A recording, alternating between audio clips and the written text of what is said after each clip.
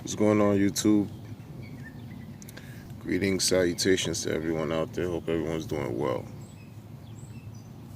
So, Facebook is launching their own cryptocurrency, right?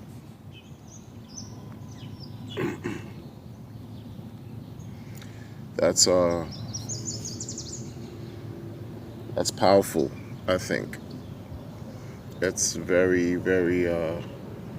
that's a power move, strategic on their part. I guess to remain competitive in in the world as an establishment, social media giant, and also to get, I guess, their feet wet or establish a position in cryptocurrency. That's it's very telling.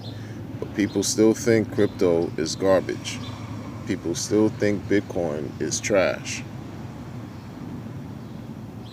Just like you thought the internet was trash 30 years ago. Internet, I believe, was created way before 30 years ago, but it became popular as far as the World Wide Web, late 80s, early 90s. People thought the internet wasn't going to last. Well, here we have cryptocurrency. Bitcoin, post 10-year anniversary, 10 years in existence. And you have attention, it's garnering attention from so many different businesses, even banks, governments, institutions, financial groups, and entities, but it's garbage. Recently, not recently, I would say there's people talk about how they don't like, censorship, right? So you don't like censorship. Naturally, who wants to be censored? But there's if you are in support of freedom of speech, I mean, it's a two-sided coin.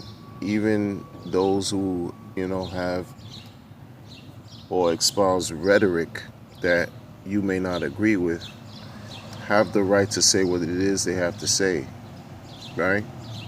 That's what freedom of speech is about, right? So there's been an outrage in regards to people getting their channels taken down on Facebook or their pages or being banned. Facebook is getting into cryptocurrency. Cryptocurrency, like, for example, Bitcoin, is a decentralized coin. You have upwards of 2,000 different types of cryptocurrency, tokens and coins, etc. Now, the key word is decentralized. It's in its infancy still. So, in order for a person to acquire Bitcoin, you have to go through certain steps. It's not as easy as walking into a bank and opening an account with whatever documents you need to then start to fund your account. It's a little bit more involved with crypto, right? There's a learning curve. In its most basic and primitive, the most basic need, if you want to purchase crypto, you have to go through certain steps. That it's very involved, right? Excuse the noise. Now, my point is, when the internet first hit, I always say this, it was a little bit rough on the edges, sort of clunky. Well, that was 30 years ago, right? For example. Now, it's not the same like it was. You know? What do you think is going to happen with crypto?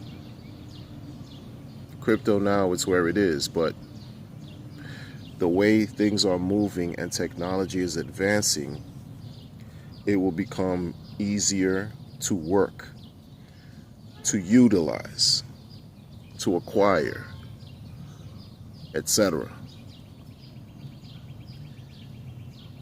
Because technology will improve, right? Going back to decentralization, where there are elements involved with crypto where no one can claim ownership of Bitcoin by way of saying, Bitcoin, this is the headquarters of Bitcoin.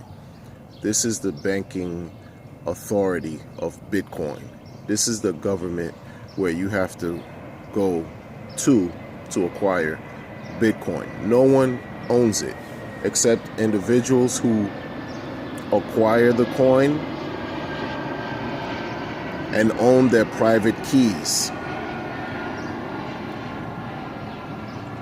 If you're talking about creating your own social media platform, look at how, and this is the thing, because Facebook they see the potential. See, so a lot of people sometimes are ahead of the curve. They see something that's coming and they take advantage before the masses catch wind. Before there's mass adoption, you have a group of individuals who see the potential in something and they take a chance and they deal with it. And then when the masses jump onto the platform, onto whatever it is that's being created or that's changing the world, those who were ahead of the curve get rewarded in multiple ways, right? So if Facebook can see that they can see the benefits of cryptocurrency and they're utilizing it, and it's a centralized social media platform, Facebook, centralized. If they don't like you or whatever it is that you're doing, it's their right to do whatever it is they want. They could shut you down. Who are you to tell them what to do with their business if you don't own it? Those who are talking about having their own platform so we don't have to go to YouTube or Instagram or Facebook and be subjected to being banned or our websites and pages shut down, etc. Well, if you study decentralization and if you study blockchain technology, distributed ledger tech, etc., you might be able to say, okay, let me see what I can do here that can become decentralized by way of building a social media platform that people can create their content or feel, quote unquote, free enough to express themselves without having the fear of being shut down or censored. It's something to think about. People are quick to judge central authorities, which makes sense, because when you at first glance, I apologize for the noise up above, it's planes and stuff. The sky is active, or activity in the sky is active right now. But when people, and at first glance, you hear someone's, your page gets shut down, and it's upsetting, right? It is. But again, when you're using someone else's platform, someone else's technology that you don't own, you have to go by and deal with whatever rules that they have in place. If you don't, they can do whatever they want. If they don't like your material, they get rid of you. So what's the alternative? Create your own, but create it how? Where you own something that you have the power to censor others, or you create something that's decentralized where anyone and everyone can participate in, free of thought. I don't know. You know, I noticed, there's a crypto steaming, you know, it's a bit centralized, but their content, you can record your content, it remains on the blockchain forever. DLive, you know, but this is again in the beginning stages. These platforms are in the beginning stages.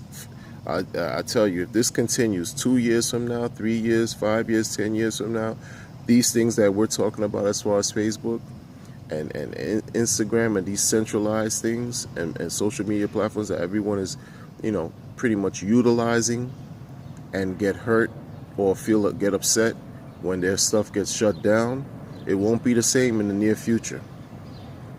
It won't be the same. The change, you can see it. You can see the change. If you study this information long enough and you watch what's taking place, you can see the change is coming. Pretty soon, I won't be surprised if Facebook, they change their model, their business model in a way. Folks get upset and they say that we freely give information to Facebook. They sell our information, our data. Get off of Facebook. Facebook is the enemy, is the devil. I get it. There's pros and cons and everything. The social engineering in Facebook. Facebook is not what it was 10 years ago and today. It's become something else. You can have a conversation with someone on the phone, and the topic you brought up, you get on your Facebook, you'll see an ad relative to whatever you spoke about on the phone. That was not even, and you weren't even on your page. The algorithm, the AI applications, and it's incredible what's going on here.